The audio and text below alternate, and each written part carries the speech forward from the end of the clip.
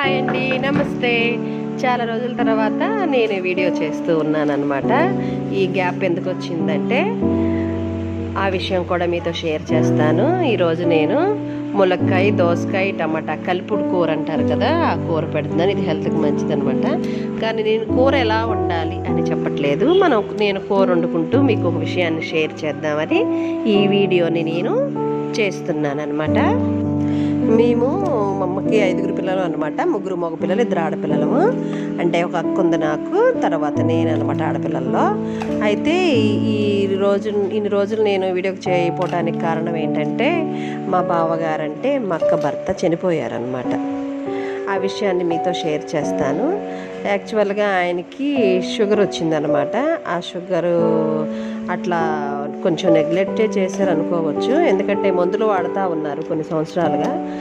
మందులు వాడుతూనే ఎప్పటికప్పుడు ట్యాబ్లెట్ వేసుకుంటూనే అది తగ్గిపోతుంది, కంట్రోల్లో ఉంటుంది. కానీ ఎప్పుడు షుగర్ అనేది తగ్గదనే విషయాన్ని గ్రహించలేకపోయారో మరి నెగ్లెక్ట్ చేశారో తెలియదు. కానీ ఈ షుగర్ టైంలోనే అతను అంటే మా బావగారు ఎక్కువ సిగరెట్స్ తాగుతూ ఉండేవాళ్ళు అనమాట. అప్పటికి మక్క తాగొద్దండి అన్నా ఆయన వినలేదు. అంటే అలవాట్లు అట్లా అయిపోయినాయి. ఆయన నెగ్లెక్ట్గా చేసి కొంచెం సిగరెట్లు కూడా తాగేవాళ్ళు. దానివల్ల కూడా అయి ఉండొచ్చు. ప్లస్ తినకూడని కూడా తిని ఉండవచ్చు. ఎందుకంటే చాలామంది ఇట్లాగే నెగ్లెక్ట్ చేస్తున్నారు. కానీ మా బావగారి విషయంలో మాత్రం ఇది జరిగింది, ఎవరి విషయంలో జరగకూడదని నేను చెప్తున్నాను. సడన్గా ఒకరోజు ఆయన అంటే 3 years బ్యాక్ సడన్గా ఒకరోజు ఆయన పడిపోయారనమాట. పడిపోతే హాస్పిటల్కి తీసుకెళ్తే బ్రీతింగ్ ప్రాబ్లం అయింది. అంటే లంగ్స్లో వాటర్ చేరుకుందని కూడా చెప్పారు. తర్వాత వచ్చి రాను ఏమైందంటే షుగర్ ట్యాబ్లెట్స్ కూడా పనిచేయట్లేదు అనమాట. అంటే ఆ షుగర్ లెవెల్స్ అనేవి ఇంకా ఎక్కువైపోయినాయి. ఆ ట్యాబ్లెట్స్ కూడా కంట్రోల్ చేయలేకపోతున్నాయి. ఈ ట్యాబ్లెట్స్ ఇంకా పనిచేయట్లేదమ్మా, ఇన్సులిన్స్ ఇవ్వాల్సిందే అని చెప్పి 1 సంవత్సరం క్రితం ఇన్సులిన్స్ స్టార్ట్ చేశారు. ఆ ఇన్సులిన్స్ తీసుకుంటూనే షుగర్ మాత్రం కంట్రోల్లో ఉంటుంది. కానీ అప్పటికి నెమ్మదిగా కొంచెం ప్రాబ్లం మాత్రం పోవట్లేదు. కాళ్ళ వాపులు, తర్వాత వాటర్ చేరుకుపోవడం ఇలా జరుగుతుంటే అక్కడ కూడా కొంచెం నెగ్లెక్ట్ చేశారు. కానీ తర్వాత డాక్టర్స్ చూపించుకుంటే వాళ్ళు మరి ఏం చెప్పారో ఏమో, మరి ఏ మందులు ఇచ్చారో తెలియదు. కానీ అవి తర్వాత మళ్ళీ సడన్గా అట్లాగే మళ్ళీ నెలకి, మళ్ళీ 2 నెలలకి అట్లా పడిపోతూనే ఉన్నారు ఇన్సులిన్స్ తీసుకుంటూనే. తర్వాత డాక్టర్స్ దగ్గరికి ఒకరోజు ఇట్లాగే మళ్ళీ సీనియర్స్ గ్యాదరింగ్ ఉంటుంది కదా, వాళ్ళు చదువుకున్న స్టూడెంట్స్ అందరు గ్యాదరింగ్కి వెళ్ళినప్పుడు అక్కడ కూడా అప్పటికి ఆయనకి బాగాలేదు, ఇన్సులిన్స్ తీసుకుంటున్నారు. అయితే ఏ పడితే తినకూడదు, చాలా కంట్రోల్లో ఉండాలి, ఉప్పు కారము ఏమి ఉండకూడదు, కొన్ని ప్రోటీన్స్ పదార్థాలు తీసుకోకూడదు అని కూడా చెప్పారు డాక్టర్స్. అయితే సరే పార్టీకి పిలిచారు కదా అని వెళ్ళారు. అక్కడ కొంచెం ఆఫర్ చేశారంట, సిగరెట్, మందు ఇట్లాంటివి కూడా ఉంటాయి కాబట్టి ఫ్రెండ్స్లో అట్లా. ఇప్పుడు నేనేమి చెప్తున్నానంటే ఎవరైనా షుగర్ ఉంది లేకపోతే ఏదైనా ప్రాబ్లం ఉందన్నప్పుడు తినకూడని వస్తువులు డాక్టర్ చెప్తే అవి కంపల్సరీ పాటించాలి. ఇది తినకూడదు అన్నప్పుడు ఎవరైనా ఆఫర్ చేస్తున్నా నో అనే చెప్పాలి తప్ప ఏదో ఆఫర్ చేశారు కాబట్టి మొహమాటానికి పోతే మన ప్రాణాలే పోతాయి. అట్లా ఆయన అక్కడ చేయటం వల్ల బాగా సివియర్గా హాస్పిటల్ అడ్మిట్ అయ్యి జరిగిందనమాట.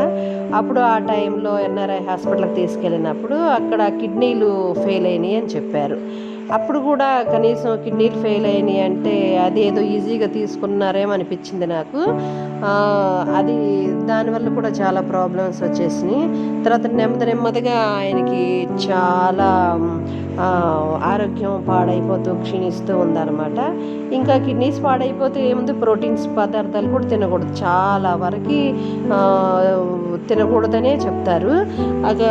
ఏం తినాలా ఏం తినకూడదా అసలు చాలా సందిగ్ధంలో. తినపోతే నీరసం అట్లా వచ్చేసి చాలా వీక్ అయిపోయారనమాట. వీక్ అయిపోయి అలా కిడ్నీలు కూడా పాడవటం వల్ల ఆయన లాస్ట్కి ఇంకా ఈ మే నెలలో 4th చనిపోయారనమాట. ఎందుకంటే బాగా ఒకరోజు ఆయనకి ఇంట్లో ఉండలేక ఈ వేడికి నేను ఉండలేను అన్నట్లుగా, అంటే అప్పటికే సగం పాడైపోయి ఉంది కాబట్టి లంగ్స్ కూడా దెబ్బతిన్నాయి, కిడ్నీస్ ఫెయిల్ అయినాయి, వెంటనే డయాలసిస్ చేయాలి అని చెప్పి హాస్పిటల్లో జాయిన్ చేశారు.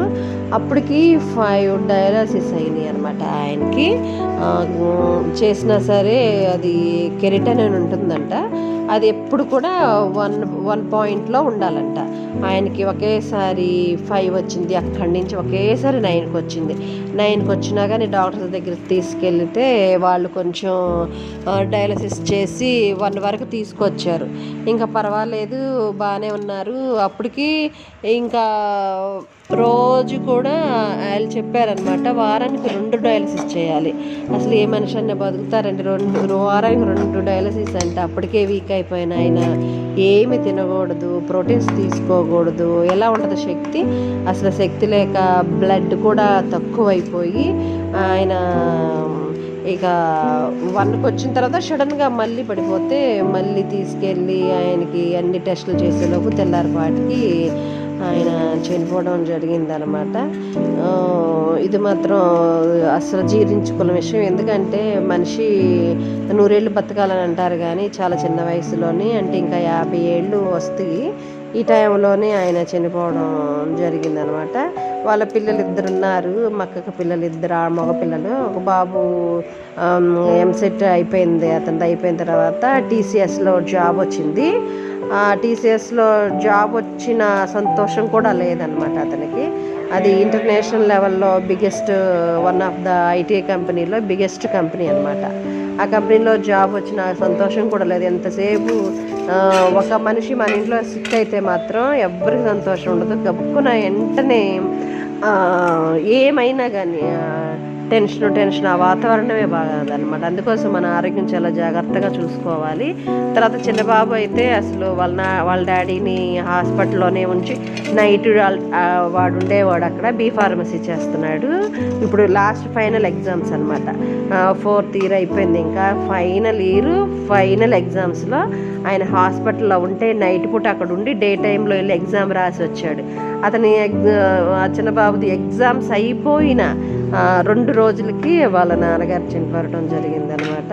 పిల్లలు ఏంటంటే ఇంత ఎదిగినా కానీ లైఫ్లో సెటిల్ అవ్వలేదు కదా, జస్ట్ వాళ్ళ ఎగ్జామ్స్ అయిపోయినాయి అంటే చదువులు అయిపోయినాయి, ఇంకా జాబ్స్, పెళ్ళిళ్ళని ఇవన్నీ ఉంటాయి కదా. అంటే నేనేం చెప్తున్నానంటే ప్రతి ఒక్కళ్ళు కూడా ధ్యానం చేయాలి ఈ రోజుల్లో. ఇప్పుడు వాళ్ళ కష్ట సుఖాల్లో పిల్లల్ని పెంచి పెద్ద చేసి వాళ్ళ సుఖాల్లో మనం లేకపోతే, పిల్లల సుఖాలని, వాళ్ళ ఎదుగుదలకి వాళ్ళు ఎలా ఎదుగుతున్నారో చూడకపోతే చాలా బాధగా ఉంటుందన్నమాట. అందుకోసం నేను ఈ వీడియో చేయడం కూడా జరిగింది. అందరూ కూడా ఏదన్నా జబ్బున్నప్పుడు జాగ్రత్తగా దాన్ని చూసుకోండి. ఎందుకంటే మనం మధ్యలో పోయామంటే మన మీద ఆధారపడిన వాళ్ళు ఉంటారు కదా, వాళ్ళు చాలా కష్టపడుతూ ఉంటారనమాట. అందుకోసం ఏది కూడా నెగ్లెక్ట్ చేయకోకుండా ప్రతి దాన్ని కూడా జాగ్రత్తగా ఏం తినాలి, ఏం తినకూడదు అనేది చాలా ముఖ్యం. ఈ మధ్య షుగర్ చాలామంది కూడా నెగ్లెక్ట్ చేస్తున్నారు. షుగర్ ఉందనుకో, పోయిద్దిలే ఒక ట్యాబ్లెట్ వేసుకుంటే, ఎంత ఉంది ట్యాబ్లెట్ వేసుకోవడం తింటమే అంతే అని చాలామంది అంటున్నారు. అట్లా వద్దు, ఎందుకంటే ట్యాబ్లెట్ కూడా ఎంతకాలం అని పనిచేస్తుంది.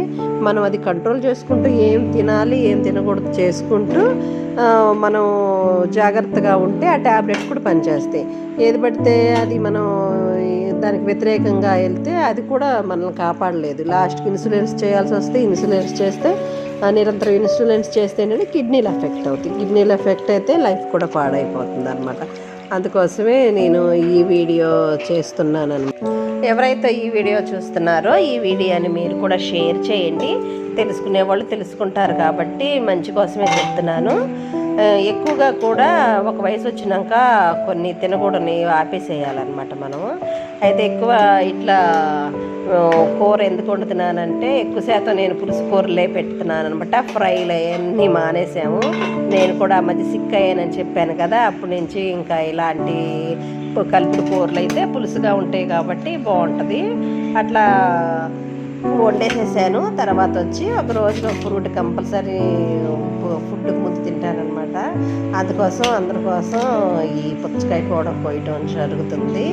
మీకు కనుక ఈ వీడియోని మీ ఫ్రెండ్స్కి అంటే మీ రిలేటివ్స్కి అందరూ పంపించాలని ఉంటే పంపించండి.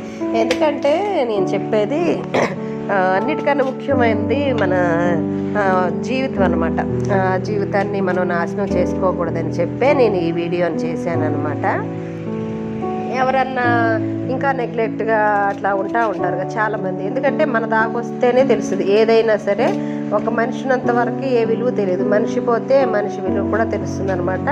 ఈ వీడియో మీకు నచ్చితే కనుక షేర్ చేయండి, లైక్ చేయండి, కామెంట్ చేయండి. నేను మరొక వీడియోతో మీ ముందుకు ఇంక నుంచి వస్తూ ఉంటానన్నమాట.